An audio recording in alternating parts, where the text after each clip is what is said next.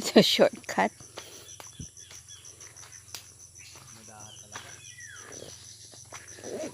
Shortcut man yata yung dinaanan mo.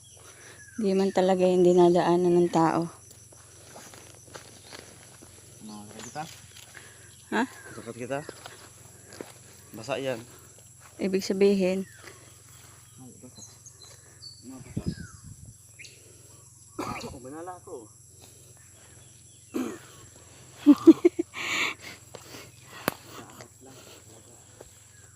yan oh, susugin mo yung tumbang damo. Meron dyan. Wala naman yata ang ahas dito.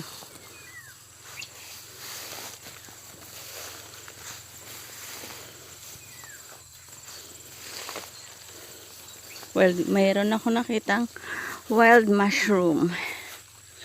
Kaya lang problema natin pagbaba.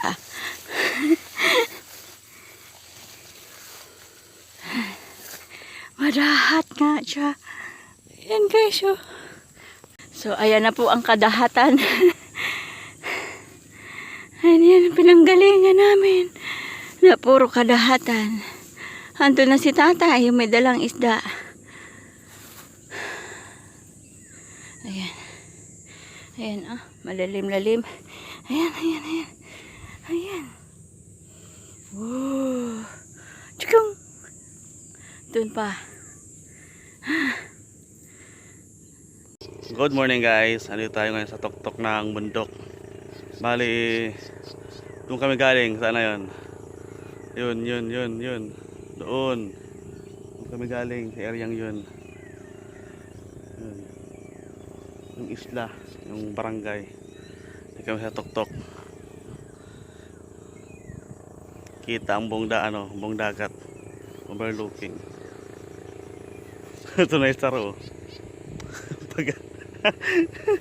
Basic. Nandun yung Kalagwas. Sana yun, yung islang yun. Kalagwas daw yun. Kita ang kita dito. Guys, oh. Overlooking. Andito kami ngayon sa Apuaw.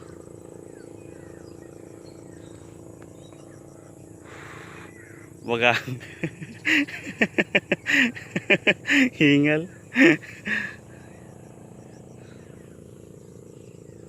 Puro tubig.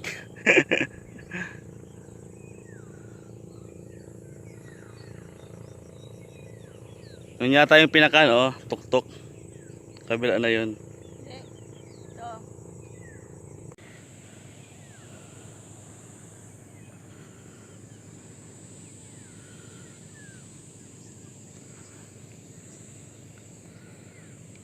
Si Vice Parale.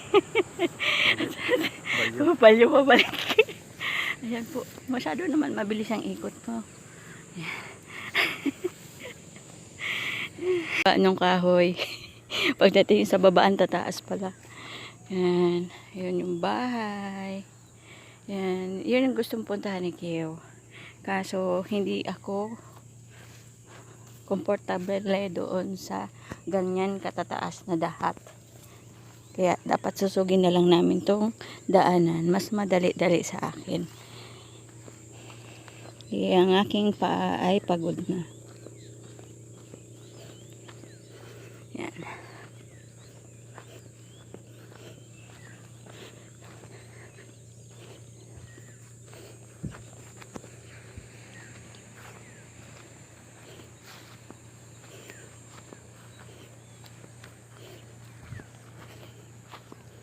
So, ito yung dinaanan namin kaninang puro dahat. Yan, singtaas na. Singtaas na ng tao yan. Feeling nyo lang maliit. Yan.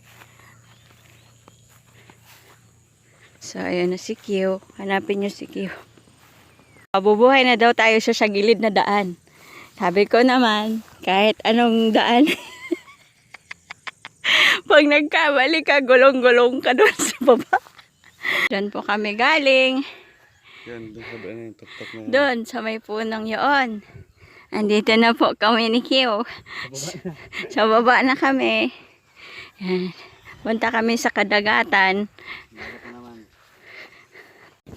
Tabing dagat na ulit. Galing kami dun sa loob niyan.